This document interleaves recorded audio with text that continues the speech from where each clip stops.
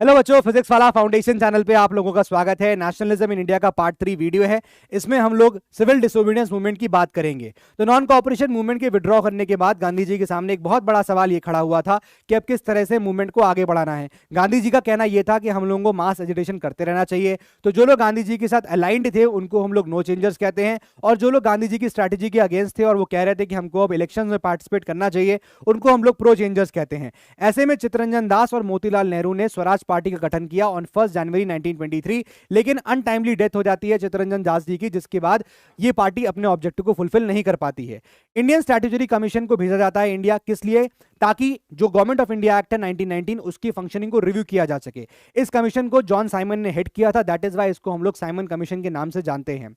इस कमीशन में 7 मेंबर्स थे, लेकिन कोई मेंबर इंडियन नहीं था, एंड दैट इज वाई इस कमीशन को अपोज किया गया था।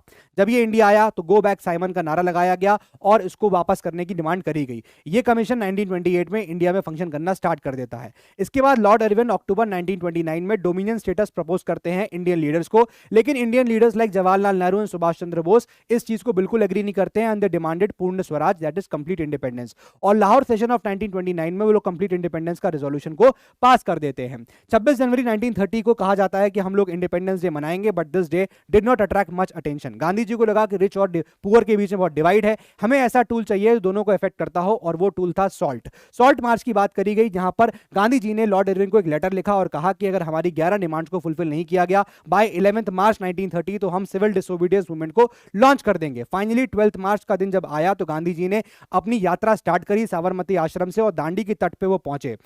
ये यात्रा उन्होंने 78 वॉलंटियर्स के साथ शुरू की। 240 मील की ये यात्रा 24 दिन में उन्होंने कंप्लीट करी, और 6 अप्रैल को वो दांडी के तट पे पहुंच के सॉल्ट लॉ ब्रेक कर देते हैं। इसके साथ सिविल डिसोबीडियंस मूवमेंट की शुरुआत हो जाती है। सिविल डिसोबीडियंस मूवमेंट और नॉन कोऑपरेशन मूवमेंट में फर्क क्या है? नॉन कोऑपरेशन मूवमेंट में जहां पर सिर्फ और सिर्फ लोगों को गवर्नमेंट के खिलाफ नॉन कोऑपरेट करने को कहा गया था, सिविल डिसोबीडियंस मूवमेंट में यह भी कहा गया था कि आप लॉज को ब्रेक करेंगे।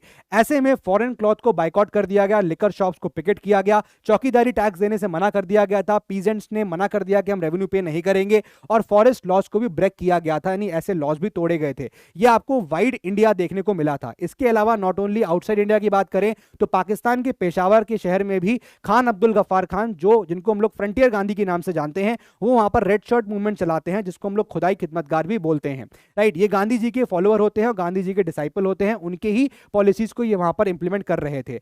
बहुत सारे लीडर्स को ऐसे में जेल भेजने लगे। गांधी जी को भी अरेस्ट कर लिया गया। जब गांधी जी को अरेस्ट किया गया तो बहुत सारे लोग जो है प्रोटेस्ट में उतर आए और रोडों पे बहुत प्रदर्शन करने लगे। ऐसे में ब्रिटिश की पुलिस ने यहां पर सप्रेशन किया और लोगों का गुस्सा बढ़ गया। लोगों ने म्युनिसिपल बिल्डिंग्स पर अटैक करना शुरू कर दिया। जब हालात बिगड़ गए तो लगभग 1 लाख लोगों को जेल में यहां पर डाल दिया गया था। इस एपिसोड को हम लोग शोलापुर एपिसोड के नाम से जानते हैं।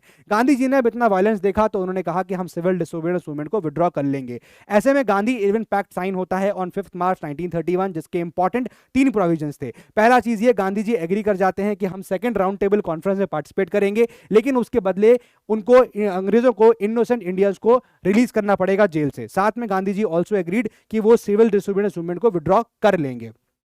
राउंड टेबल कॉन्फ्रेंसेस 3 हुई थी। गांधी जी में सिर्फ सेकंड राउंड टेबल कॉन्फ्रेंस में पार्टिसिपेट किया था, ध्यान रखिएगा। और जब वो इसको पार्टिसिपेट करने के लिए लंदन जाते हैं, वहां पर नेगोशिएशंस फेल्ड हो जाते हैं, कोई बातचीत नहीं हो पाती है। जब वो इंडिया वापस आते हैं तो देखते हैं कि इंडियन नेशनल कांग्रेस को एक इलीगल ऑर्गेनाइजेशन डिक्लेयर कर दिया गया है और बहुत सारे प्रोमिनेंट लीडर्स जो इंडिया के हैं उनको जेल में डाल दिया गया है। ऐसे में यहां पर गांधी जी को बहुत खराब लगता है और Gandhi ji second phase of civil disobedience movement को स्टार्ट कर देते हैं, जो कि 1934 में एंड हो जाता है। सिविल डिसोबीडियंस मूवमेंट में rich peasants, poor peasants, business class, industrialist class, women, इन सब का पार्टिसिपेशन देखने को मिलता है। रिच पीजेंट्स की बात करेंगे तो पटीदार of Gujarat and Jats of UP बड़े बड़े पीजेंट्स थे, लेकिन ग्रेट डिप्रेशन की वजह से उनका ट्रेड काफी डाउन हो गया था और इस वजह से उनकी इनकम भी काफी ज्यादा गिर गई थी। इस वजह से उन्होंने रिक्वेस्ट किया था ब्रिटिशर्स से कि उनकी रेवेन्यू को कम कर दिया जाए, उनकी रेवेन्यू डिमांड्स को कम किया जाए, लेकिन ब्रिटिशर्स उनकी डिमांड्स को नहीं मानते हैं और इस वजह से rich peasants civil disobedience movement में पार्टिसिपेट करते हैं। पुअर पीजेंट्स की बात करेंगे तो वो दूसरे की जमीन पे काम कर रहे होते हैं और उनको उस पर काम करने के लिए रेंट पे करना पड़ता है। ग्रेट डिप्रेशन से वो लोग भी काफी हिट हुए थे और वो रेंट पे नहीं कर पा रहे थे। थे, उनकी इनकम भी कम हो गई थी, दैट इज वाई इन लोगों ने नो रेंट कैंपेन की शुरुआत करी थी। लेकिन कांग्रेस इनके नो रेंट कैंपेन को सपोर्ट नहीं करता है, क्योंकि कांग्रेस को लगता है कि अगर हमने इनको सपोर्ट किया तो बड़े बड़े लैंडलॉर्ड्स और जो रिच पीजेंट्स हैं वो हमसे खफा हो जाएंगे। बिजनेस क्लास की बात करें तो रिच जो इंडियन बिजनेसमैन था उसने वर्ल्ड वॉर के टाइम पे काफी ज्यादा पैसा कमा लिया था और अब वो कीन था कि वो भी एक्सपैंड करना चाहता है। इसके लिए दो इंपॉर्टेंट ऑर्गेनाइजेशंस का गठन होता है, एक है FICCI that is Federation of Indian Chambers of Commerce and Industry और दूसरा इंडस्ट्रियल एंड कॉमर्शियल कांग्रेस। इन दोनों ऑर्गेनाइजेशंस को बहुत ही prominent industrialist like GD Birla and Purushottam Das Thakur का सपोर्ट मिलता है। इंडस्ट्रियलिस्ट वर्कर्स की बात करें तो इनका सपोर्ट बहुत ज्यादा नहीं था, बहुत ज्यादा नंबर्स में सपोर्ट नहीं कर रहे थे, लेकिन जो लोग भी सपोर्ट कर रहे थे वो लोग फॉरेन गुड्स को बाइकआउट कर रहे थे, स्ट्राइक्स कर रहे थे, रेलवे शटडाउन हो रही थी। वुमेन की बात करेंगे तो वुमेन का बहुत ही ज्यादा एक्टिव पार्टिसिपेशन था सिविल डिसोबीडियंस मूवमेंट के अंदर। वो लोग बाहर निकलते हैं, गांधी जी की वॉइस पे सुनते हैं और वो दांडी मार्च में भी पार्टिसिपेट करते हैं। वो लोग सिविल डिसोबीडियंस मूवमेंट में बहुत एक्टिव पार्टिसिपेशन दिखाते हैं, जेल भी जाते हैं, हर तरह से कंट्रीब्यूशन वुमेन का भी रहता है। सिविल डिसोबीडियंस मूवमेंट के दो इंपॉर्टेंट लिमिटेशंस थे, पहला लिमिटेशन अनटचेबिलिटी, दूसरा था मुस्लिम पॉलिटिकल ऑर्गेनाइजेशन। अनटचेबल्स का कहना यह था कि हम एक्सप्लॉइटेड क्लास है, हमारा ध्यान बिल्कुल भी नहीं दिया जाता है। कांग्रेस दलित का ध्यान इसलिए नहीं देता था क्योंकि कांग्रेस को लगता था कि अगर हम लोगों ने दलित को सपोर्ट किया तो हाई कास्ट हिंदू हमसे सपोर्ट छीन लेगा। लेकिन गांधी जी का कहना यह था कि आप स्वराज 100 साल तक भी नहीं ला सकते अगर आप अनटचेबिलिटी को एलिमिनेट नहीं करेंगे। That is why Gandhi ji ने अनटचेबल्स को हरिजन कहा, that is children of God, और उनके लिए सत्याग्रह ऑर्गेनाइज किए, जैसे कि एंट्री इनटू टेंपल्स, जैसे कि उनको एक्सेस दिलाया पब्लिक पार्क और पब्लिक टैंक्स का। गांधी जी ने खुद टॉयलेट्स क्लीन किए और लोगों को परसुएट किया कि अपने दिलों को बदले। डिप्रेस क्लासेस की डिमांड्स को पुट फॉरवर्ड करने के लिए डॉक्टर भीमराव अंबेडकर ने डिप्रेस क्लास एसोसिएशन फॉर्म किया, जिसकी दो बेसिक डिमांड थी। पहली डिमांड था कि एजुकेशनल इंस्टीट्यूशंस के अंदर रिजर्व सीट दिलाना और दूसरी डिमांड थी कि हमको सेपरेट इलेक्टोरेट दिया जाए।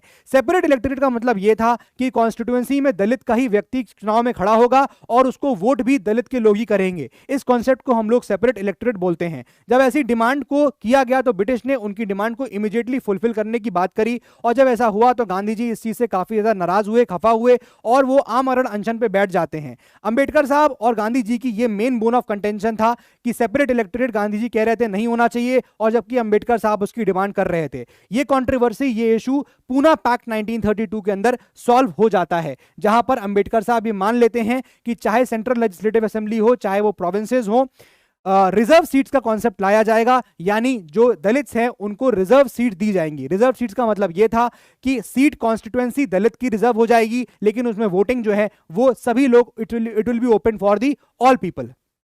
मुस्लिम पॉलिटिकल ऑर्गेनाइजेशन की बात करेंगे तो वो उनका भी सीडीएम के तरफ बहुत ही जो रुझान था, बहुत ल्यूकवार्म था, बहुत ज्यादा एग्रेसिवली वो सपोर्ट नहीं कर रहे थे, क्योंकि उनकी भी डिमांड थी सेपरेट इलेक्टोरेट की। लेकिन मोहम्मद अली जिन्ना का कहना यह था कि हम सेपरेट इलेक्टोरेट की डिमांड को खत्म कर सकते हैं अगर आप हमको यह आश्वासन दे कि सेंट्रल लेजिस्लेटिव असेंबली में हमको हमारी पॉपुलेशन के हिसाब से हमको सीट्स ग्रांट कर दी जाएंगी।